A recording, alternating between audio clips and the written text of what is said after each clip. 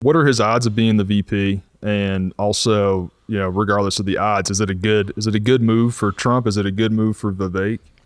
That's a really interesting question. I mean, hard to tell what the odds are. I thought the body language and the conversation around the body language at that awkward, first speech where Trump brings Vivek up and then Vivek kind of just goes off on what felt sort of like a Vivek campaign speech. It was, and Trump actually. standing back there. It was his talking points. Right. Like the 1776 moment, it's all that stuff. Except right? all he was saying is like, but this guy's going to do it for you, not me, right? He just kept pointing, and this man is going to do it. No other candidate's going to do it. It's almost as if he was painting Trump a little bit into a corner, saying you're going to carry my platform. What you're seeing is like two alphas, fighting for dominant position on the stage. And it's interesting because that's where I think the odds of Vivek becoming the VP, it hurts him, because Trump, I don't know that he can allow somebody to outshine him that much. Mm-hmm. Although I could see, and this really depends because Trump is a good strategist in the long run. I've come to realize this over time. And I think that he is looking towards the potential future of somebody that might be carrying on the legacy in the future. Mm-hmm. People can think about whatever they want with Trump's ego, but I think there is an element of he is concerned about legacy and seeing who might carry the torch onward after that. And because there was the whole moment in the campaign where the day before Iowa, where Trump put out the post on Truth Social saying that Vivek's not MAGA, et cetera, et cetera. The more I look back on that post, the more I'm thinking that was a loyalty test on Vivek. Long run, Trump's very concerned with loyalty. That's always been his MO, is like, is this person loyal or not? And then that's usually how he justifies everything. So it seemed to me that Trump was doing like, you can finish Iowa, but you have to make a decision here. Are you going to continue pulling 8 to 10% away from me in every state, or are you going to bend the knee now and join me? Like that seemed to be what the play was. I thought back on that post. I think actually that could have knocked Vivek down a couple of points. I think it did. Because he probably would have been over 10% if it wasn't for that post, I think. So I mean, actually, so just like kind of wrap up my Iowa story. I traveled. I rented a car, rented a beautiful Chrysler minivan, and drove all the way from Sioux City to Des Moines and show up there at the Vivek headquarters.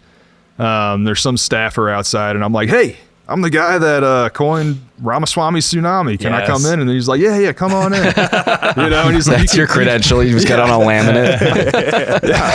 And he's like, yeah, you can document anything you want, hang out and blah, blah, blah. And I'm like, you know what? Put me to work. Like, cause they were phone banking in there and stuff. And I've done phone banking, I think, with all of you guys here at the table. It's where I've got my phone banking experience. Back on the campaign days. Yeah.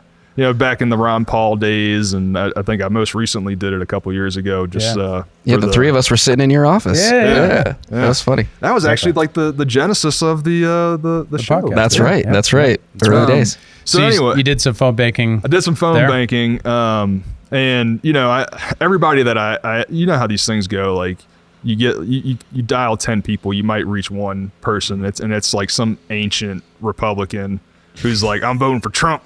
That's so like the writing was kind of on the wall. But anyway, so like I set myself up in like a corner of the room because I just wanted to be out of everybody else's way. There's some like couches behind me, and I'm sitting there for a couple of hours just smiling, dialing, whatever. Next thing I know, like Tim Pool and Ian Crossland and Phil Labonte and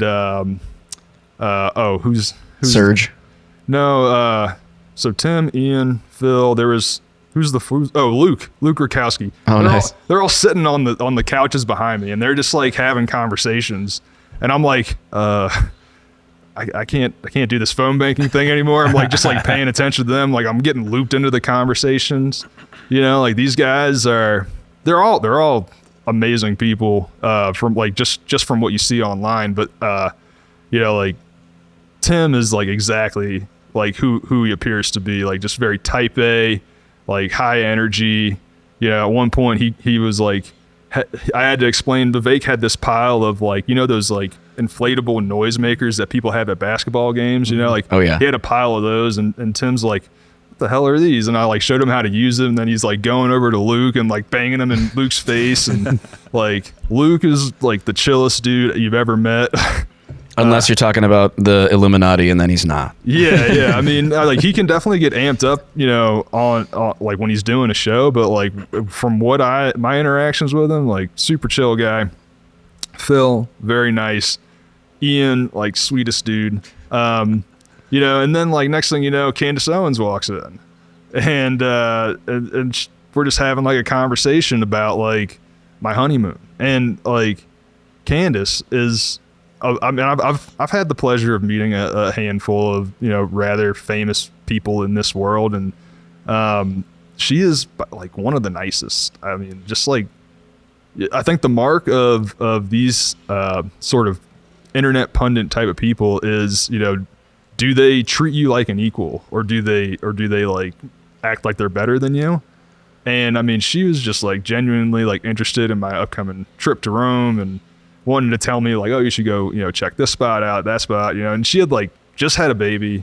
She had broken her foot. She was like in a walking boot, and she's like cares about me, so kudos to Candace Owens. That's my experience with Candace too. I've met her too before, and I found her to be like a genuinely nice person. Yeah.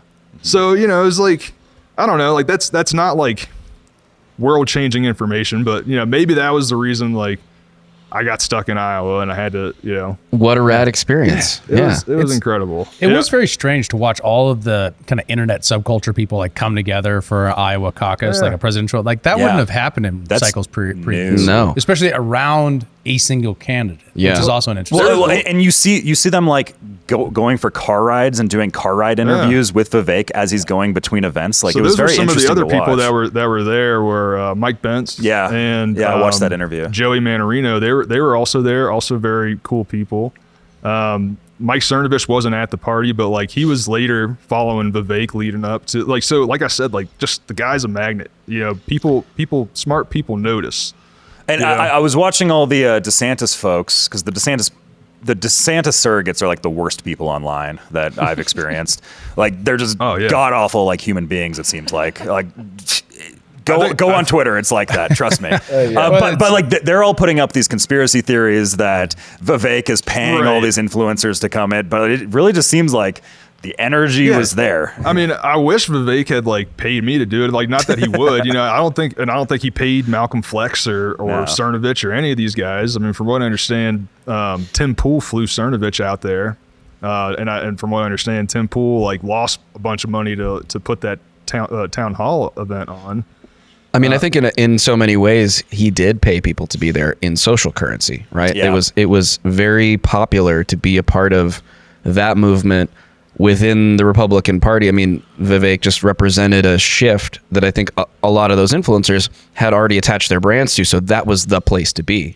So to see and be seen and be there was, the sort of libertarian Republican version of the World Economic Forum, right? Well, and Vivek really is a creature of the internet, and he understands the hive mind of it very well. And like he's part of that culture. He just very easily understands that, and he's part of it. So you have all these people that they make their money on the internet. Like it's very natural for there to be a coalition that forms just based off of internet subculture kind of genre, right? For sure. Right. It was interesting that he managed to do that with substance while talking about serious policy stuff and while carrying an ideological torch, I think much further than where Trump has carried it so far, with specificity and interest. Like getting someone like Henri pumped about a campaign isn't easy to do.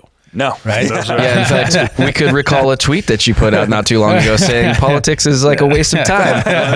But I think it really shows the impact that this campaign had on someone like you. It pulled you out of a relative place of like kind of apathy or disinterest or even disdain for what the political process can be like, and that's really powerful. Right. Yeah, he reminds me in a lot of ways of Milei. Even if it's not real, it's really cool that he's winning, or gaining traction with that platform. You know, that And by saying the things he's saying. Exactly. You know yeah, what I mean? He's like, I'm going to gut the FBI. And you got people clapping. You're like, what is going on here? Like, that's crazy. Yeah. Exactly. That's a very different moment we're in. Well, Bennett was not clapping, but the Overton window shifted massively because of Vivek. And if he's shifting the Overton window for Trump, who's already like, you know, kind of a little outside the Overton window of allowable opinion in like media circles and stuff like that, like Vivek is doing a stellar job if he can do that. Right. Like that's just incredible. And anyone's like trying to do purity tests on Vivek because they disagree with like 10% of him on this. It's like, you're just not a serious person. You don't understand the game that's being played right here. Yeah. Like Vivek is a very important figure in the moment if you believe in this, like these liberty ideals right now. I have a question for you guys before we transition maybe to the Malay conversation, because I really want to make sure we talk about. But wait, we're not going to WF. Spirit. We have a bunch of stuff. Yeah, we have still a gotta ton of talk stuff to about go through on this. Okay. Biden, Kamala. Easy, Dave. You're Easy. trying to take us somewhere else. I said I have a question. All right, go ahead. Hit us. Do you guys think that Vivek, being attached to the Trump campaign, whatever way that he is going to actually influence libertarian-minded people to vote for Trump? Yeah. It depends on the element in which he's there. I mean, I don't think he has to be VP to do that, to be a surrogate.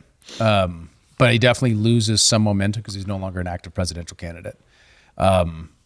As VP, I don't think it actually makes a lot of sense, to be honest. I mean, part of it, it's like what you're saying, like, can he, you know, kind of take direction from Trump? Because that's what a VP does, right? You're the second.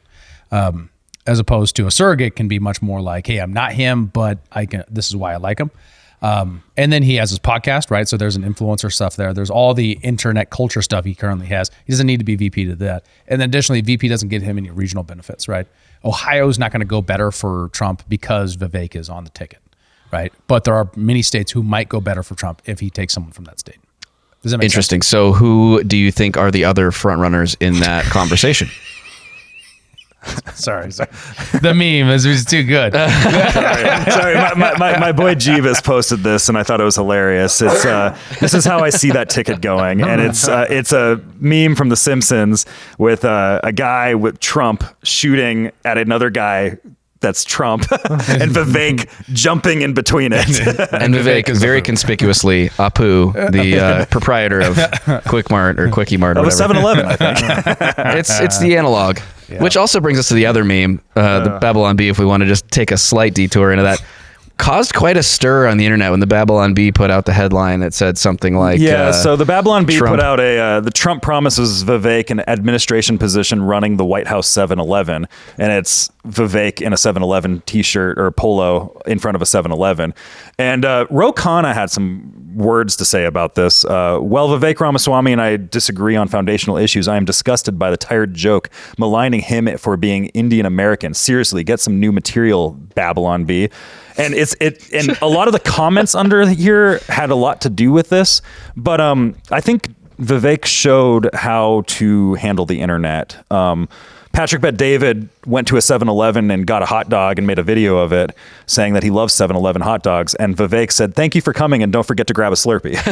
So, like, that's how you handle the internet, and that's what I mean by him being a creature of the internet, and he understands the hive mind very well. well, and also He can play the game. it's become very clear that the left can't meme, the left isn't funny, and Vivek demonstrating that, like, dude, you have to be able to laugh at yourself. Like, everyone's the butt of a joke at some point, and if you can't, then like just go away or something, you know? Right. And before we leave this topic, I mean, the truth has to come out. I mean, you can call me a conspiracy theory all you want, but 7-Eleven was a part-time job. It's true.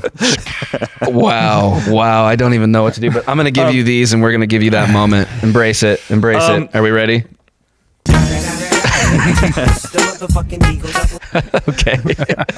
We had to debut the glasses at some point. Well, before Dave loses his mind, let's go into I'm not losing my mind. Structure. I'm fine. Follow the outline. We're not, Follow the I'm outline. not saying that. That's fine. Let's go into. But we got some videos to react to. Yeah, let's go into some of these videos that we have here. Where do we want to start off? Well, I Do we want realized to that do- since the inception of this podcast, we have hosted Trump speeches exactly 0 times. So I was thinking we would go into Trump's acceptance speech.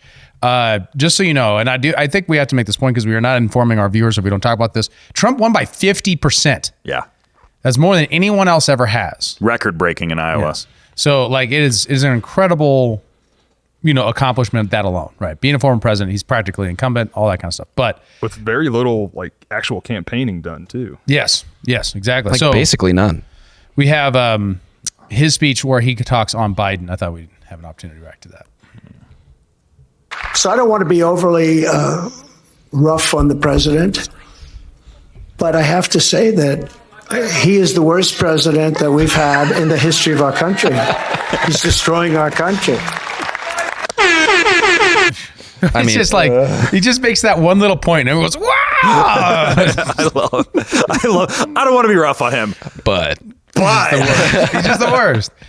Yeah, and there's the cable news segments dealing with it were a very interesting component of this, where like the cable news like commentariat just couldn't really handle what was happening.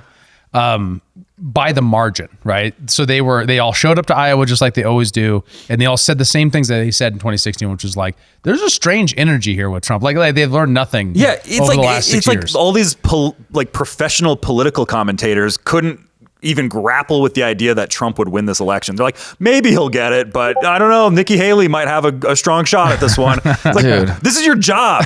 Do better. What are you doing? Well, and I think in response to this or around this conversation, the video of Michael Moore talking to an audience about Trump in 2016 resurfaced on Twitter, he's making very cogent points. And obviously this is a guy who's very left, but he's talking about Trump in a way and the Trump movement in a way that he's like, this is obvious. If you have any insight into middle America, into working people, you understand why this is a thing. And then secondarily, Jamie Dimon recently comes out and starts saying sort of some of the similar things in this last week, talking about how like this is a very obvious movement. If you don't see it, you're blind to it. You're not paying attention. I believe Jamie Dimon said, like, obviously Trump's got all the support and everything, but what we can do is be nicer to one another. Like he did something along those lines. Yeah, true. Be cool, man. I don't know. He's vying for Treasury Secretary stuff right now, so he's kind of on a press circuit, and I don't know. We'll have to see where that plays out, but it seems like he's sort of positioning himself in the political sphere for some reason. I don't know why you would want to leave a cushy job as the president of or a CEO of a bank to go wade into this cesspool, but be Treasury Secretary he already lives in bail DC. out his own bank. There you go. Yeah, that makes perfect sense. That's the game, man. Yeah. We know this. Wait, what? It's too big to fail. It's even bigger not to fail if you are the Treasury Secretary. Okay, so here is the political commentator, corpo press class commenting on it all. When he walked in the room, the reaction was electric. Everybody, there may be people here for a lot of other candidates. There was genuine excitement. Everybody stood up, gave him a standing ovation. I completely agree with you. And it's interesting, he's not, at least the part that we heard so far, he's not talking about 2020. He's not talking grievance. Although I just heard somebody scream, "You didn't lose." But continue. Well, you can't help the audience.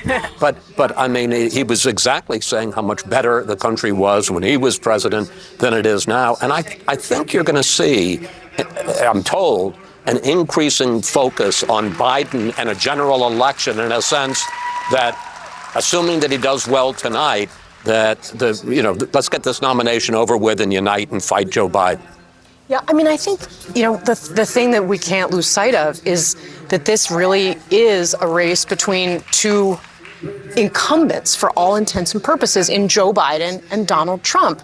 Donald Trump is one of the most famous men on the entire planet, right? It makes sense that he has been the front runner all along. And I think what really has driven that dynamic is that no other candidate has made a convincing argument against him or shown the country that they can stand up and become or be a bigger deal than he is. It's so true. And what you said about the way that this room changed when he walked in and the people here realized that he was here, it's a reminder that one of the main reasons that people love him and people don't love him, but in this case, it's the people who love him, it's because of not just what he says, but how he makes them feel.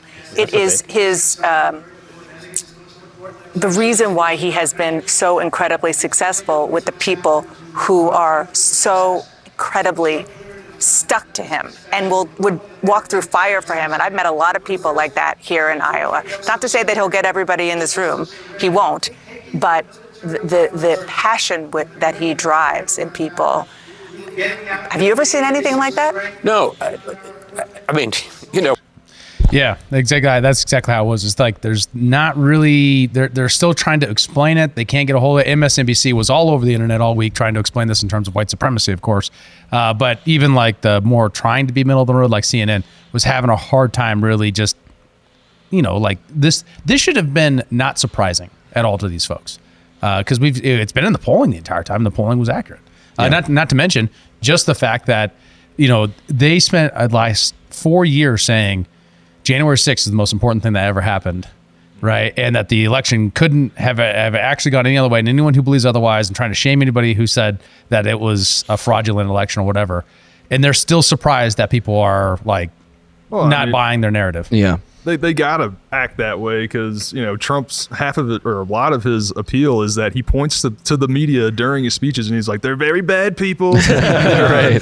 Yeah. Like The lying media. The people eat it up. I know, and I think that that's exactly the point here. Is that I think how much of this do you think is the media trying to rationalize away the fact that he is just pointing the finger at them and that they are, like his whole campaign, the movement around him is a rebuke of them. They are the rich men north of Richmond. That's like the whole thing, Yeah. Well, and they're in the culture where everyone around them doesn't like Trump. So it's hard for them to go out to one of these states and be like, man, there's a lot of people that like Trump here. That's crazy. That's right? weird. Yeah. Well, yeah, maybe if you stopped calling it flyover country and actually went and investigated what America thinks, you might have some insight that's actually valuable. That was a nothing burger clip. I couldn't even believe we wasted 3 minutes watching that. It was just like, tell me something. Give me information. But that's what all of it was. It was like what they people are. trying to grapple with it, not having anything of profound, like nothing profound to say, or just straight up attacking Iowans. Wait for it. That's what I saw. Checking out that commentary was the verbal equivalent of a soup sandwich. Right? It was just like it's also obvious things, right? Like, Republicans like Trump, but can you believe that? Like, it's really scintillating insight there. You mentioned attacking Iowans. Did you see the Joy Reid clip where she's like, that's what I meant. Yeah, MSNBC. Yeah, that's everyone reacted. That's why I didn't put it into our notes. But man, it was just everywhere. Yep.